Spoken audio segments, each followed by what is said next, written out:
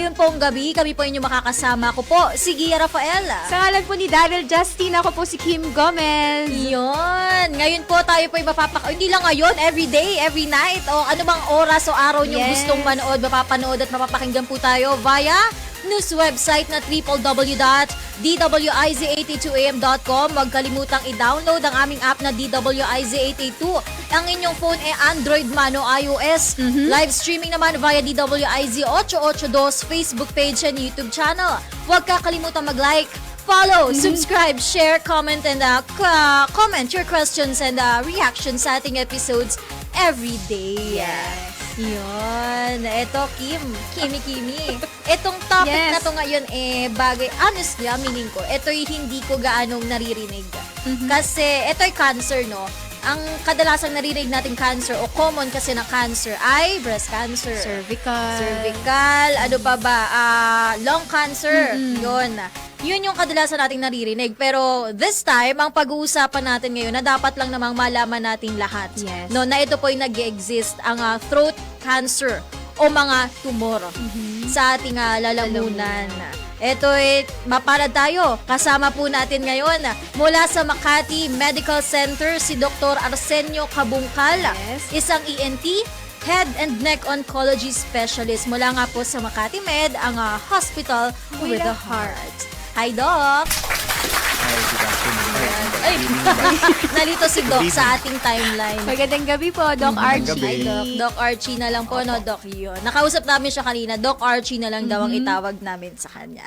Eto, Doc, simulan na natin, mag-sign ng oras dahil ito'y interesting topic for me dahil nga sabi ko, baka hindi siya common, o nagkakamali lang kami, baka common siya talaga. Pero ano po ba una sa lahat, Doc, ang throat cancer o cancer sa lalamunan? Ang unang-una, kailangan natin maintindihan kung saan yung lalamunan natin. Okay, tama. Ang lalamunan natin nagsisimula yan sa likod ng dila, pababa, hanggang sa lalamunan, tapos nandun din yung voice box din natin sa likod niyan. So lahat na dinadaluyan ng pagkain at hangin do sa likod ng dila natin, yan yung lalamunan natin. At yung area na yan, particularly yung tonsil natin, kung saan nandun, yun yung pinaka-prominent, kumbaga pinakasikat na structure dun sa lalamunan natin, yung tonsil. Ay yan yung pinakamadalas din nagkakaroon ng bukol. Familiar tayo sa tonsillitis? Yes, Doc. Pero actually, may mga pagkakataon na hindi lang tonsillitis pala yung paglaki ng tonsils. Pwede palang bukol siya or tonsil cancers. Ay, wait lang. Sorry. Sige, Singit sige. ko na agad. Go, go, Nabanggit go. mo, Doc, yung tonsillitis, no? Since, may kinalaman bang tonsillitis, Doc, sa pagkapaos ng lalamunan? Pwede, kasi lahat yan pagka nagkaroon ka ng infection, di ba? Tonsillitis is infection, essentially. Viral infections of the upper respiratory tract, meaning ilong, common colds, throat pain, masakit na throat, and pamamaos, pwedeng sabay-sabay mangyari yan. Di ba pag nagkakatrangkaso ka, sipon, ubo, paos, lagnat, sakit ng katawan. So pwede. Usually mga viral infections or bacterial infections, for that matter, can cause that. Okay, at least clear na. Go, Kimi. Naano ka na ba? Curious ako kasi madalas ako magka-tonsillitis dati. Okay. Ito po, Doc, madalas po ba ang pagkakaroon ng throat cancer sa mga Pilipino? Tapos, sino-sino po ba ang kadalasang tinatamaan nito? Ayun. Fortunately, hindi ganun kadalas. Pero since yun ang specialty natin, head and neck cancers, nakakita tayo ng maraming pasyenteng may throat cancers. At again, iba-ibang lugar dyan.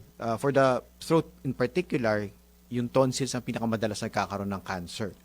Pwede rin doon sa dulo ng dila, tawag namin base of tongue cancers. Pag bumaba ka pa ng konti doon sa voice box, gaya na minsan na pag-usapan natin, pwede kang magkaroon ng laryngeal cancer or pamamaos, tapos cancer pala yung cause sa pamamaos. Pero, Doc, paano siya naiiba sa cancer sa ulo tsaka sa leeg? Kasama siya. Okay. Kaya lang ito, cancer siya nandun sa loob ng tubo. Tube kasi yan, di ba? Sa loob ng bibig mo. Tube yung pababa. Nandun siya sa loob ng tube. May mga cancers kasi sa labas ng tube, which is yung nakikita mong leeg dito. Di ba? Pwedeng goiter, can be thyroid cancer. Tapos may mga kulani dito, which can be lymphoma. But that is outside the tube. Yung pinag-uusapan natin lalamunan ngayon, yung bukol na nandun sa loob ng tubo. Okay. Ito po, Doc, ay mas prone sa babae, sa lalaki, o pareho lang? Kadalasan, related talaga din siya sa smoking. Okay. So, paninigarilyo, high puts one at high risk na magkaroon ng cancer sa throat, lalamunan, at saka sa voice box, sa larynx. Kaya lang ngayon, nadidiscover nila na may virus din palang related na nagkukos ng tonsil or oropharyngeal cancer. Ano yung virus na yun? HPV. Yes. Oh. May related din siya actually dun sa cervical cancer ng babae. Di ba din cervical cancers are caused by that virus. Ganun din, na-figure out nila, na-find out nila na tonsillar cancers, oropharyngeal cancers can be caused by an HPV virus. Okay, so it doesn't matter kung anong iyong gender. Nasa lifestyle na rin, Doc. Yes, binanggit mo. Kasi syempre, ang HPV is a sexually transmitted disease. So that virus can change the genetic makeup o yung mga genes dun sa throat mo that causes, nag-iiba yung genes, nanganganak yung cells, nagiging cancerous siya. Ayun. Delikado. Parang ano siya, domino effect. Oo. Hindi lang Hawa-hawa. isa yung magiging sakit mo. May posible na may iba pang ma-develop or lumala pa sa iba pang, or iba pang parte ng katawan mo yung madali. Hindi na lang yung lalamunan mo. Doc, may tanong po ako. Usually po ba ang paninigarilyo or yung pagkakaroon, nahawaan ng HPV, ang madalas na reason kung bakit nagkakaroon ng cancer sa lalamunan? Yes, oropharyngeal cancers or tonsil cancers, base of tongue cancers. Yan ang two most common tawag namin drivers or nagkukos ng cancers ng tonsils at saka base of tongue. HPV infection at saka smoking.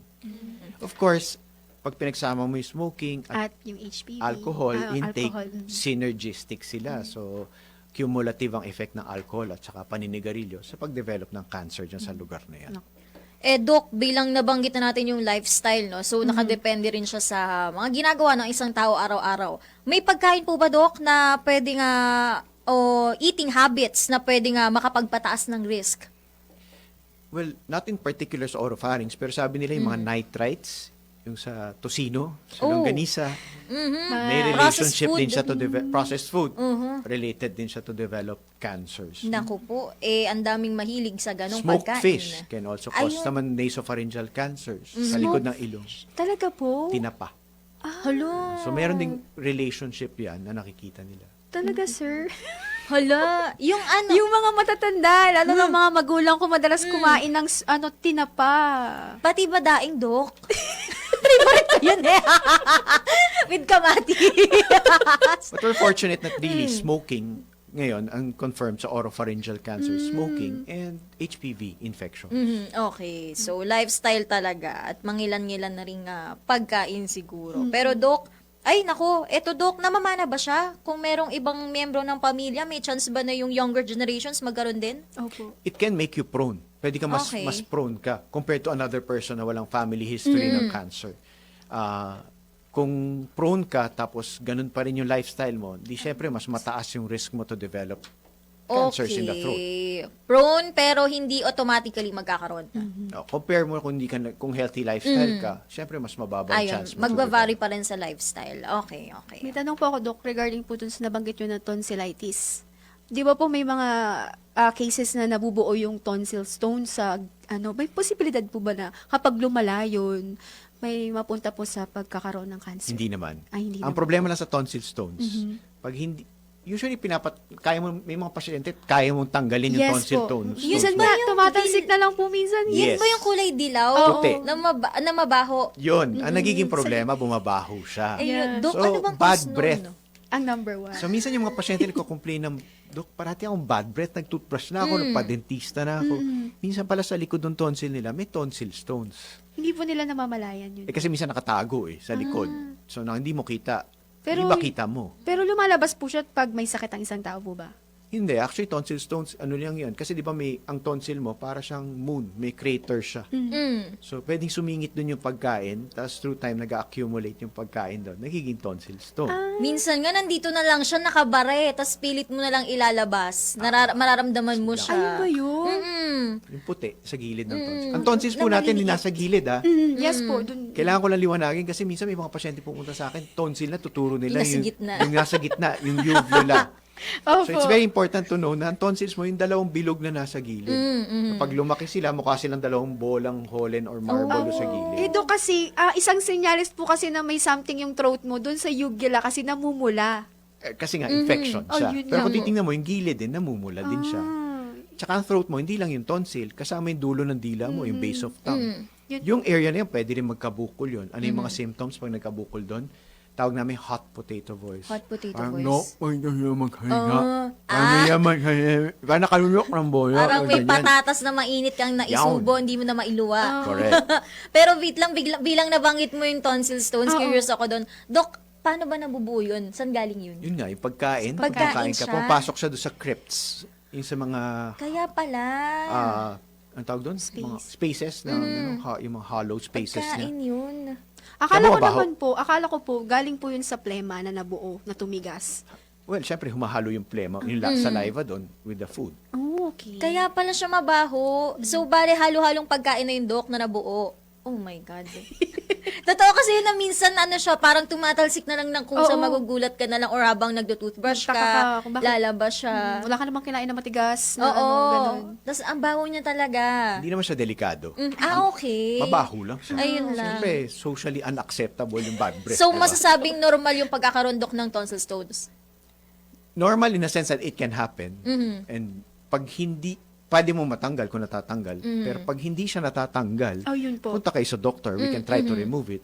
But in certain cases, pag paulit-ulit siya, well, minsan mga pasyente nagre-request na tanggalin yung tonsil kasi nga, Oh. parati sila nagkaka-bad breath. Mhm. Wala naman pong masamang epekto yun sa katawan o sa isang tao po pag natanggal yung tonsils. Wala naman. Kasi marami ka pa Okay. naman lymph nodes eh. Oh. But of course, may risks naman. At saka, kung di man kailangan magpa-opera, di ba't ka magpapa-opera? Pero kung Okay. kailangan, at kinakailangan, di syempre, operahan natin. Okay.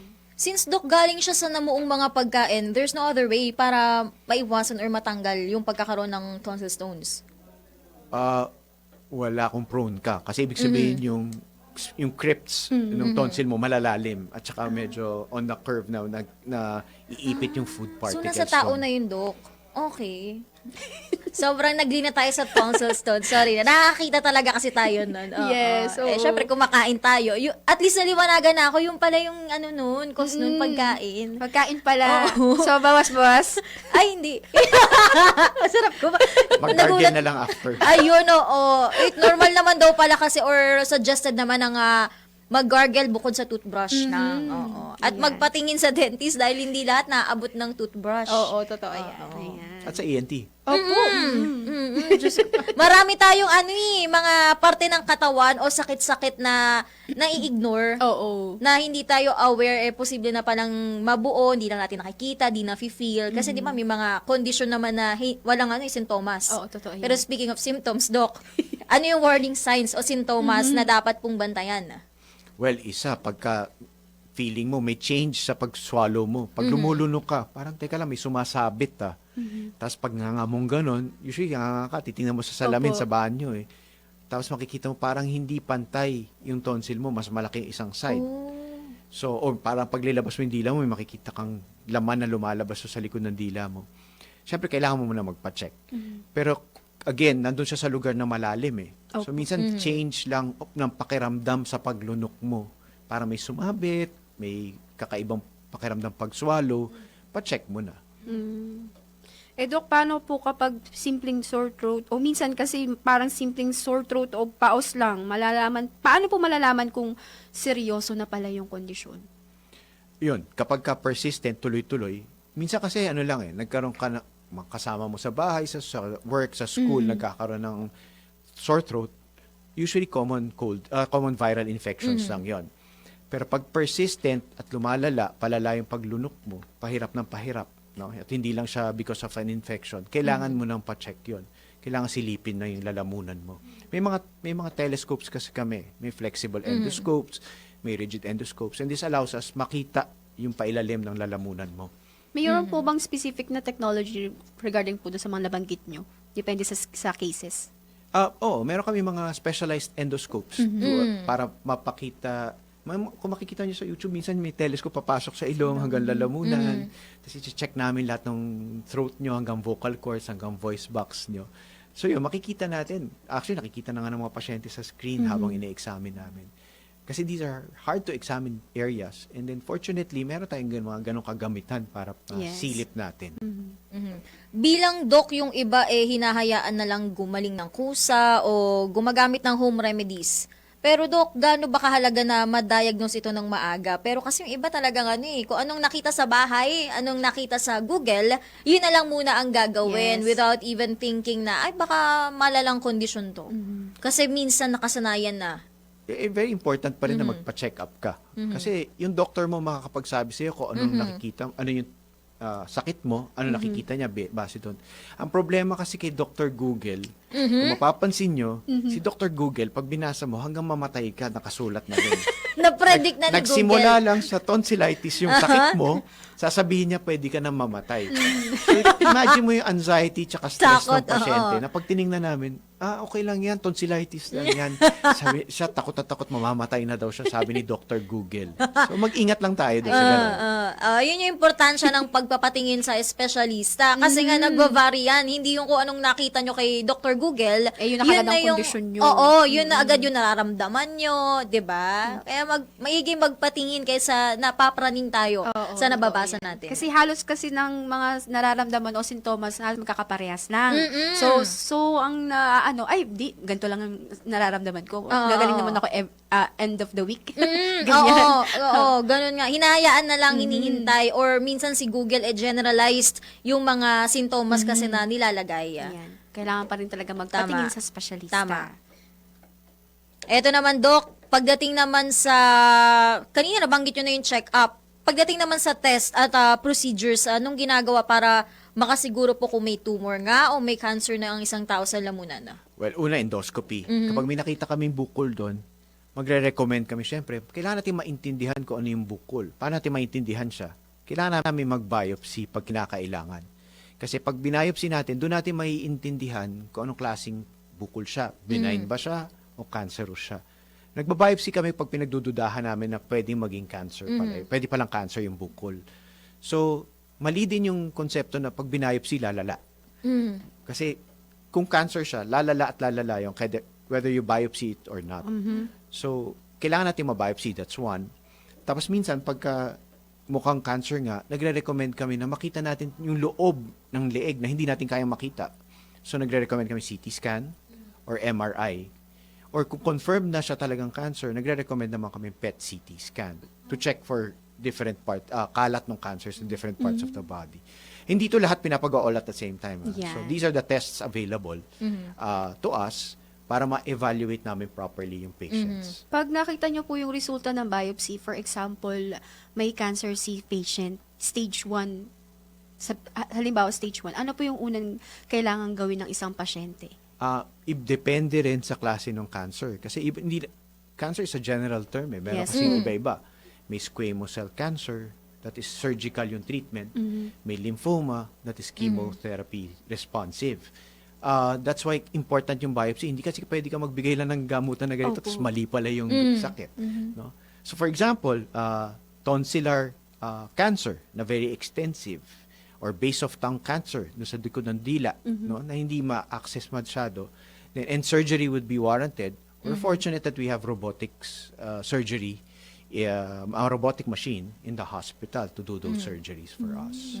Speaking of, Doc, ilang stages ang throat cancer? Opo. Throat, lahat kasi stage 4. 4 Hanggang stages 4 pala lang yan. talaga. 1, Okay. 2, 3, 4 lang lahat yan. Hanggang dun lang talaga. The staging, minsan sabi mo, stage 4 ako, mamamatay na ako. Hindi po ganun. Kasi yun yung talagang totoo yung reality yung naisip mo, di ba? Opo. Yun na po kasi ang huling stage, Doc. Opo. Pero hindi po ibig sabihin pag stage 4 kayo, life sentence na siya. Because of the technology that we have, the expertise of the doctors that we have now, and also the medicines that are available, chemotherapy, targeted, immunotherapy, ang dami kayong maririnig na ganyan. Gumaganda yung outcomes ng cancer treatment even kahit na stage 4 yung sakit ng pasyente. Basta mabigay lang natin lahat ng pwede. Of Tama. course, there are instances that the cancer agresibo masyado, Yes po. nag-fail yung treatment. Pero still, the best is to give it a try para subukan natin, ilaban natin. Kasi gumaganda na yung outcomes with the... May mga cancer nga actually considered treatable. Yes. Diba? So, hindi siya life sentence kung kahit na stage 4. It just tells us extent of disease, kung anong bibigay namin treatment. Proper care.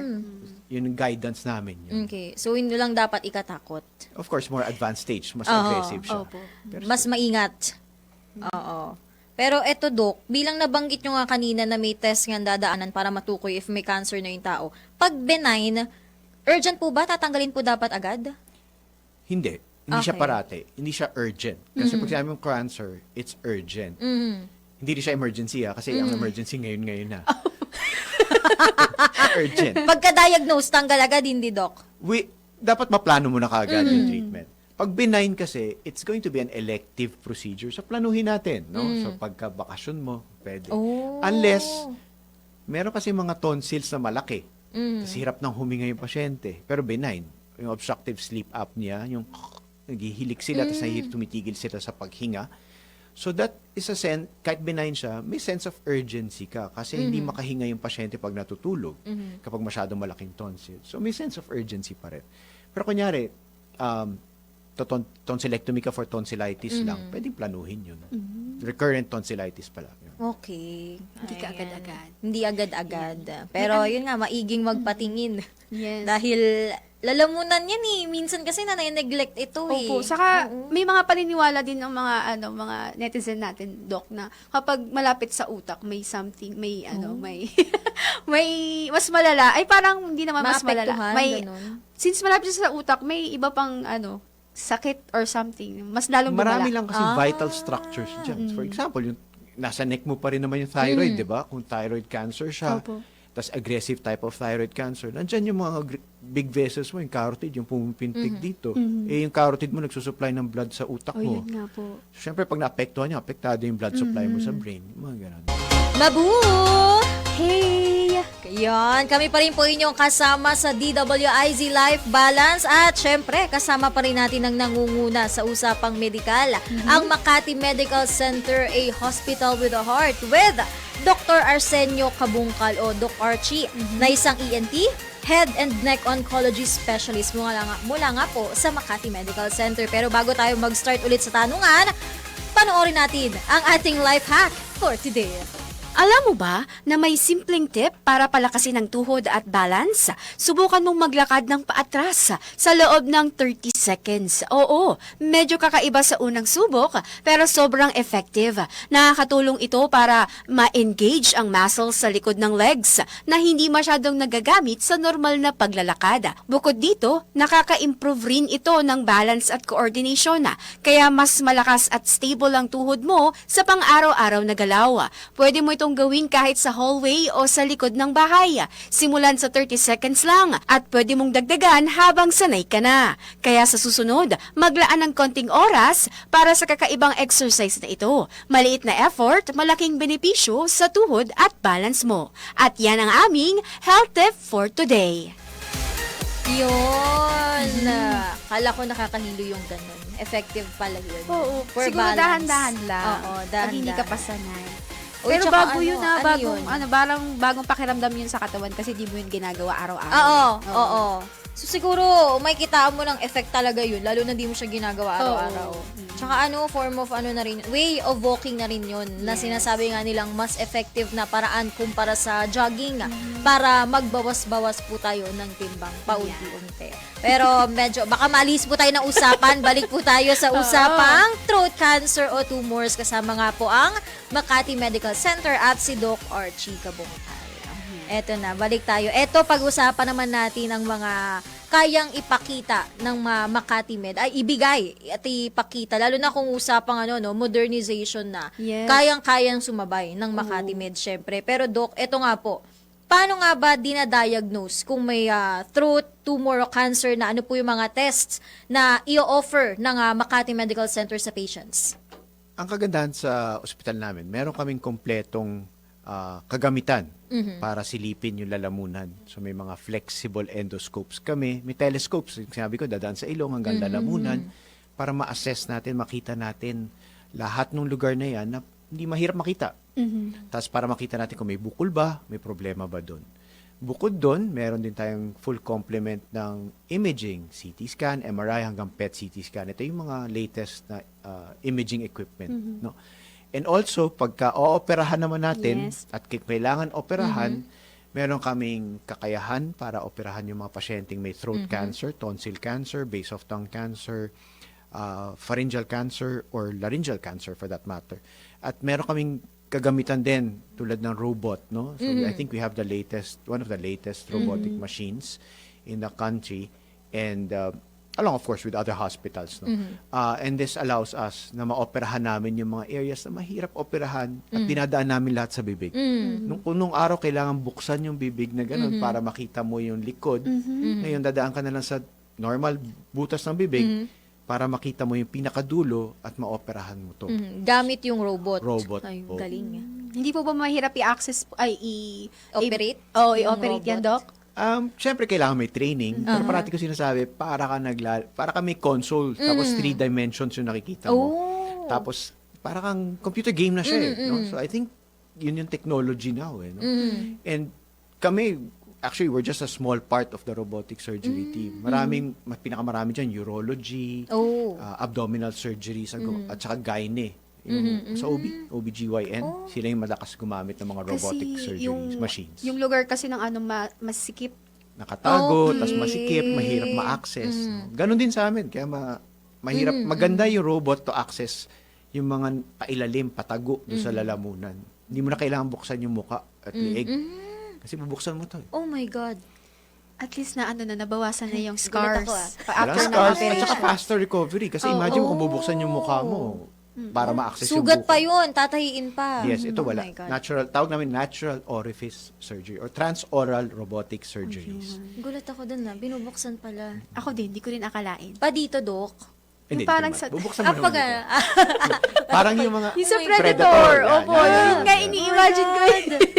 Hala, parang ang tagal nga nun gagaling. Oo, matagal. Pagtahi. Tsaka robotic surgery also for thyroid, scarless thyroidectomies, dadaan lang dito sa bibig para matanggal yung thyroid. Possible din yun. Gagamitin nyo rin po yung robotics na regarding po sa lasers. Magkaiba siyang technology. So, lasers, may mga robotic, I'm not sure, pero laser kasi, we use it for vocal cord nodules, mga ganyan. Okay. And different yung system na ginagamit namin. So, pwede naman. For vocal cord surgeries, pwedeng laser. Ayun. Okay.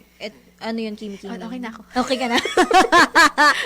Eto, Doc, pa-catch up na lang po, pasadahan po natin ulit. Available po ang endoscopy at biopsy para po sa early detection sa Makati Med? Yes, correct. Tapos may imaging, CT, MRI, PET CT scan, kompleto. Yun. And then surgeries, kung kailangan ng robotic surgery, meron kami robot machine.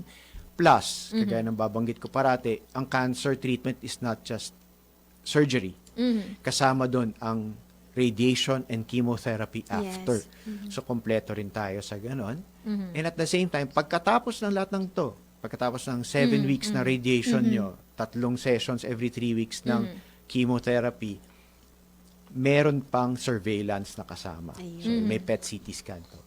At I just like to highlight, no, ang cancer kasi, hindi lang ako yung nagagamot ng cancer. Hindi kaya ng isang tao, hindi kaya ng isang department. Opo. Okay. Parati namin sinasabi, it's a multidisciplinary team effort. So, pag may cancer ka, hindi lang isa lang doktor mo. You have a full team to take care of you. From diagnosis, to surgery, to rehab, to post-operative care with radiation and chemotherapy. Kasama doon, rehabilitation.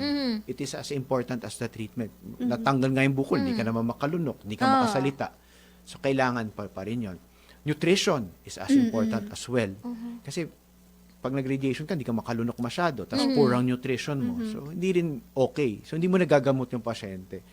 So, gusto namin yung totality of the patient ang ginagamot mo. Hindi lang yung cancer. Ginagamot namin, kahit sinong doktor, ginagamot mo yung tao. Hindi mo ginagamot yung sakit.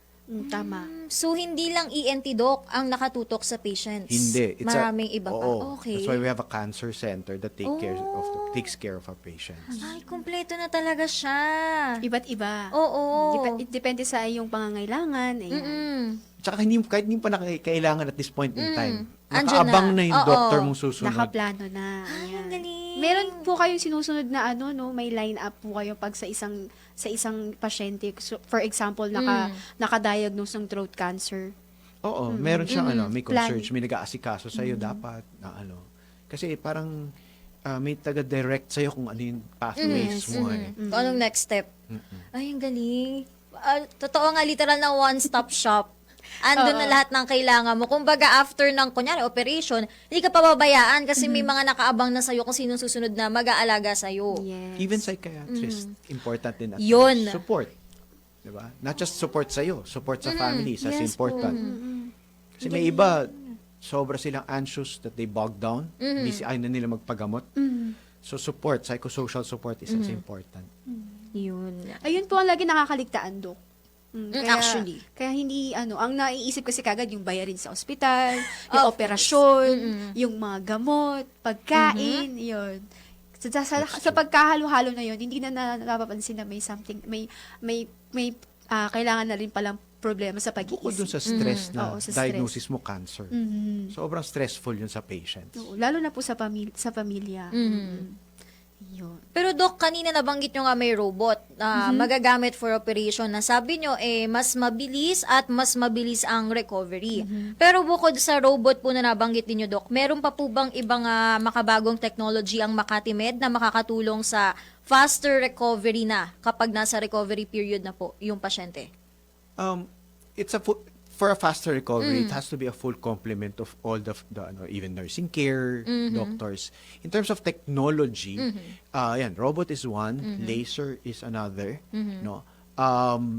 I guess that's the most important technology that we have now. Syempre, pinaka-importante, more than the technology, is the manpower, the skills behind those things.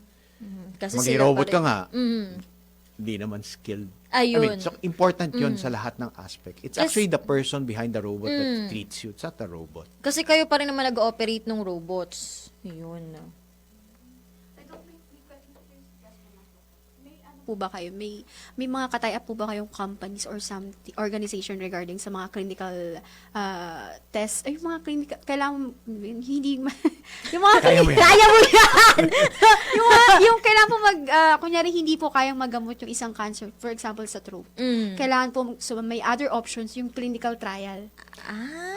Kasi may mga ganun po May mga options. sinusunod kaming guidelines naman. As a team, may sinusunod kaming guidelines in terms of cancer care.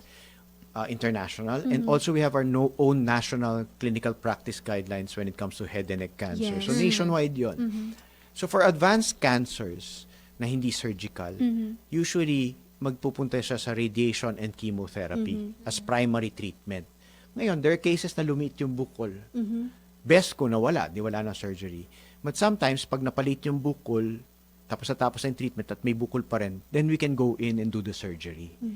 But for very, very advanced stage Yes, cancers, nagsishift yung treatment to palliative care. Palliative meaning, iibsan mo yung sakit, pababagali mo yung growth, proper nutrition. Kasi akala ng iba pag advanced stage, wala na, hindi na magagamot. No? You just be left to essentially pass away. Pero hindi po ganun eh. May care involved pa rin doon. Kailangan comfortable siya sa disease. Bibigyan mo ng pain reliever. Minsan may pwedeng pa rin bigyan ng radiation para mapabagal yung growth, no? Maprolong, no?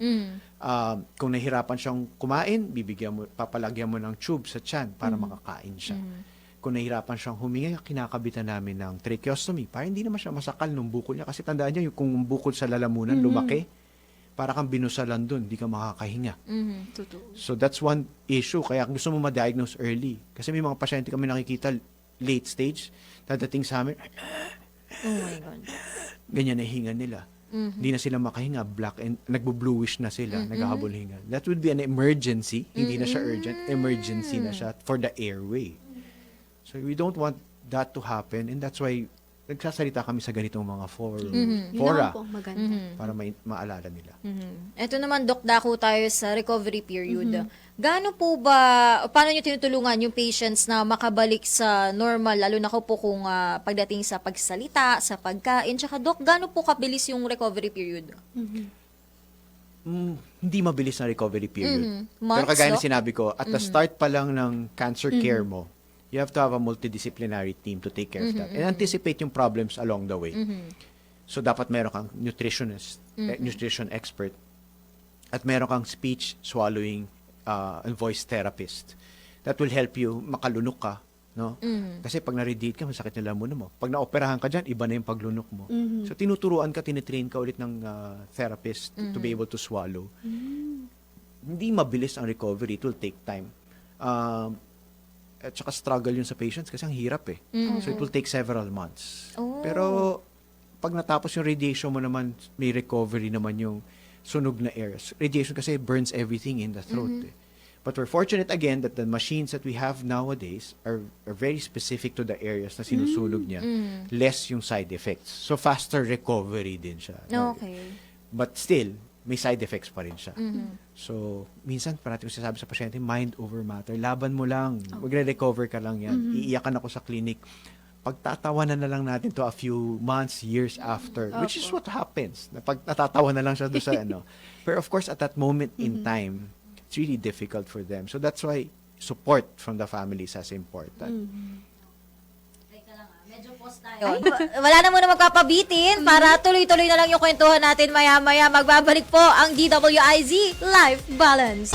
Nagbabalik po ang DWIZ Life Balance. Kami pa rin po inyong kasama sa ngalan ni Daryl Justin. Ako po si Gia Rafael. At ako naman po si Kim Gomez. Eto na nga, meron na lang tayong less than 10 minutes para magtanong dahil napasobra kanina. Sana hindi masobra ulit namin. Oo, pero eto na, dako na tayo sa mga dapat nating malaman at iwasan para nga po ma-prevent o ma-avoid ang throat cancer. Eto unang tanong, Doc, para sa segment o sa parte na ito. Ano po yung mga simple pero epektibong ways para makaiwas po sa throat cancer? The simplest, huwag ka manigarilyo. Iyon. Kung naninigarilyo ka, baka it's a good time to stop. Yun. Hindi, sabi nga ni Doc kanina, no, nakakwentuhan nga namin siya off-air. Sabi niya, yung iba raw lumalapit kung kailan na mamaus na dulot ng paninigarilyo. Huwag na nating hintayin dumating. Lalo na may bad effect sa mga second-hand smokers. Yes, totoo Hindi yan. lang po kayong smokers ang affected. Kami rin pong mga hindi naninigarilyo. Pare-pareho yung pwedeng maging resulta. Yes. Ayun. How about naman po kung sa sigarilyo po yan sinabi niyo po, Doc, no? Paano po kapag vaping? Vaping, tingin ko, in the next few years, mas marami tayong makikitang, bago lang kasi yan diba? Opo, bago So lang in the siya. next few years, we'll be seeing more and more of the effects of vaping. Anong klaseng cancer lalabas, sa throat ba, sa lungs, etc. Ayun. Yun. Tsaka syempre, HPV, kaya sinabi natin, Opo, isa pa. HPV-related oropharyngeal cancers or tonsil cancers, base of tongue cancers. Sexual promiscuity. Yan. Yan Doon ang po nakukuha ang HPV. multiple sexual partners. No? So, syempre, protective sex. Or, Opo. yun ang important as well. Ayan. Ngayon naman, Dok, dako tayo sa aking favorite, ang Mythbusters. LBI. Eto, dako tayo sa mga pwedeng i-debunk ni Doc na paniniwala po natin lahat na hindi natin alam kung totoo nga ba o hindi. Dapat nang matigil kung hindi man ito totoo. Okay. Unang-una, Doc, kapag wala ka raw bisyo tulad ng paninigarilyo, vaping o alak, hindi ka na raw pwedeng magkaroon ng throat cancer. Totoo ba, Doc, o hindi? Mas less yung chance, Ayun. pero pwede pa rin. Kasi minsan, mamana, genetics ang cause ng pagkakaroon ng cancer. Yun. And usually, minsan makikita namin sa younger age group, walang risk factors nagkakaroon ng cancer. Doc, paano naman po sa mga individual na tumigil na ng matagal sa paninigarilyo? May posibilidad po ba na magkaroon sila ng throat cancer? Pwede pa rin. Pero kung naninigarilyo ka ngayon, mas mataas yung risk mo. The longer it is na nag-stop ka, bumababa yung risk mo for Chance. developing cancer. I think, if I'm not mistaken, if it's more than 20 years ka na nag-stop, the risk of developing cancer is almost the same as someone who did not smoke. Pero 20 years, antayin mo. Ay, How ang about tagal. naman po yung sa mga, Doc, yung sa probinsya, yung tabako, yung mga ganon? Ganon din. Nga. Opo, yun nga. Yun po. Nga. Although, konti na yung nagnganga, Opo. pero nga kasi causes irritation. Sa- Chemical siya sa bibig. So, you see tongue cancer, buccal yung cheek cancer sa loob, yan yung mga madalas. Saka syempre, lahat ng nadadaanan niya, papalala yun Opo. sa base of tongue, sa dulo ng dila. Throat din can also be affected. Nagkaka-cancer So, may sila. chance din pala silang magkaroon. Buti na lang, konti na lang yung nagnganga. Ay, Usually po kasi sa mga province yun eh. Tsaka yung, pag naninigarilyo, nasa loob yung apoy, ay, may ganun. Hala. bata ka pa. May ganun pala? Yes! Parang baliktad. Sa probinsya. Doon, Doc? Abot naman tayo sa probinsya, di ba? Opo, abot Oo, na. yun. Doon. Kadalasan narinig ko yung matatandang babae naglalaba. So, not sure kung La Filipina yung brand nilang favorite. Yung usok, yung apoy, nasa loob ng bibig nila pag naninigarilyo sila. Mas malala Mas effect malala nun, Dok. yun. Kasi bukod dun sa smoking-related cancer, the heat nung paninigarilyo mo can cause cancer also dun sa loob ng bibig. Oh my God. Inverted smoking tawag namin. Inverted. Yung pinapasok po nila yung, imbis na ilalabas nila yung usok, Nas pinapasok nila. paloob. Nilalabas din nila yung usok, pero yung apoy nasa loob. Paano yun? Sorry, hindi ko ma-imagine. Diretso yung Lumabas edad ko baliktad. Hindi na rin siya Baliktad. common, pero meron pa rin. Hala. Pero katulad ng ng typical na paninigarilyo, binubuga lang din siya, Dok. Ganon din. They Kahit inhale diretsong it, nasa papasok loob. sa baga pa rin, Ay. tapos i-exhale pa rin. Oh my God. Iba lang yung siguro yung way nila. Oh, pabaliktad. Oo. I Pabaliktad think siya. yung cigars ang hindi ini-inhale. Nasa mouth lang yan. Pero bihira naman nagsisigar sa atin dito. Kasi social po yun, Dok. Pero sa Ilocos, meron nagsisigar. Opo. Yung pag pumunta ka sa palengke sa Ilocos, nalala ko bata ako, yung buong leaf ng tobacco, yun yung niro-roll. Oh, yun nga po. Hindi, may chance din po bang, Oral cancer, mas mataas yung risk for oral cancer ng Oh my God. ng tobacco, ng cigar. Gulat ako dun. how about po sa mga po, Dok? Yung marijuana cigarettes, gano'n. Mhm. Ano din siya, chemical din siya. So, sabi nila, related din siya to smoking-related cancers. Okay. Ito naman, Dok, sa mga Buti na nagsasabi. lang, Ano yun, bawal Dok? ang marijuana sa atin. Yes, Ayun buti lang. na Pero ano pa, Dok? Payag kayo? For treatment. Opo. For medical. I guess for medical treatment, but it has to go through a stringent process. I'm not sure. Kasi it's prone to abuse. Yes. Ayun lang. As you can see naman sa other countries, Yes. diba? Parating medical ang dahilan nila, pero hindi. Pero hindi. Ayun lang. Pero ito, Dok, may mga nagsasabi po na kapag tinanggal na ang tumor, automatic na yung patient pagaling na. Pero sa experience nyo sa Makati Med, paano po ba talaga ang proseso ng paggaling? Pa-catch up na lang po.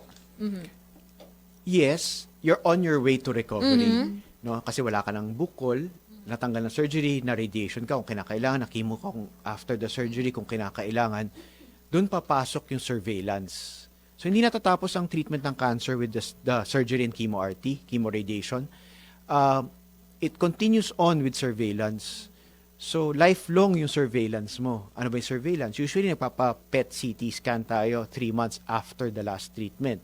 Gusto mo kasi makita kung ano yung response ng body mo. May tumutubo ba ulit sa tonsil, sa lalamunan, or kumakalat sa ibang parte ng katawan mo. PET CT allows us to determine that. No? And then, regularly, dapat nagpa-follow up ka sa doctor mo. Kami, kung sa ENT, sinisilip namin every month at the very least, yung lalamunan mo. Kasi, yung mga maliliit na bukol na tumutubo, hindi makikita yun sa PET CT scan or sa MRI.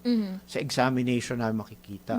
So, the smaller it is, the earlier it is. Pag nakita mo na kaagad, mas madaling gamutin kung umulit man.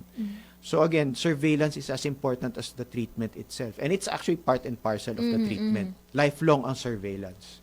Kasi tandaan nyo, tridor ang cancer. Doon po ba sa surveillance, kung sakali mang after a month ng last check-up niya, tapos may tumubo ulit, balik ulit po sa proseso, sa umpisa? Una, ibabiopsy mo muna, sisiguraduhin mo. Tapos kung may tumutubo ulit, mga tanong mo, matatanggal ba natin to? Yes. So kung kaya, operahan natin. Kung hindi, radiation and chemo. Usually hindi na pwedeng radiation kasi nakapag-radiation na siya. Opo. Additional, chemotherapy kung kinakailangan. Ayun lang. Yan, Sadly, in-alarm. sadly, may mga tanong pa sana kami, may mga papadebunk pa sana kami kay Sorry Doc agad. na paniniwala na sobrahan kasi kanina talaga. Hindi natin na-monitor yung time. Napaka-casual po ng ating conversation with Doc Archie Parang hindi Kabungkal. tayo nag-program. Parang hindi tayo naka-live. Parang chikahan lang literal. Kasi nga meron tayong mga nasisingit na personal questions. At yung iba rin naman kasi talagang dapat pag-usapan. Lalo na nakikita natin on a daily basis. Lalo na yung paninigarilyo. Kahit saan ka naman magpunta ngayon, may naninigarilyo sa gilid ng kalsada. Diba? Or habang may nasa sasakyan pa. Diba? Hindi siya maiwasan kasi nga it's a habit na rin para sa ilan. Yes. Pero ayun, at least ngayon, thank you, Doc. At alam na namin kung ano yung mga dapat iwasan, dapat bantayan, at kung saan kami dapat tumakbo. Yes. Kapag kami nararamdaman or kahit nga wala ka pang nararamdaman kung ikaw naninigarilyo, aktibo, alam mo na kung anong gagawin mo, saan ka pupunta. Kompleto na, one-stop shop, ang Makati Medical Center na Hospital with a Heart.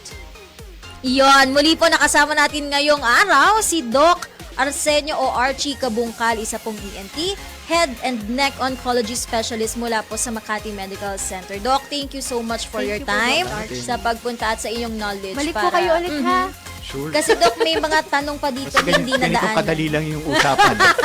Kaya mo naman, Doc. Basta magaan lang yung usapan. Yun.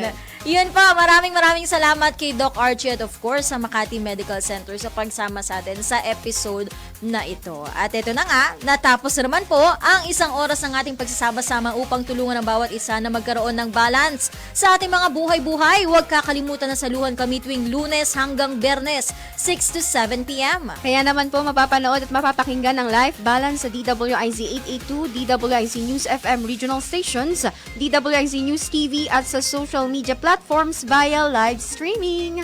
Maraming salamat po sa aming mga nakaagapay sa broadcast na ito, ang TOC, Audio Tech, TV Production at Social Media. Magkita-kita po ulit tayo bukas sa ngalan po ni Daryl Justin. Ako po, si Gia Rafaela. At ako naman po si Kim Gomez. At ito na nga po, yan po ang Life Balance o DWIZ Life Balance. Abangan po ang susunod na programa sa DWIZ 82 at Aliw Channel 23. Bye!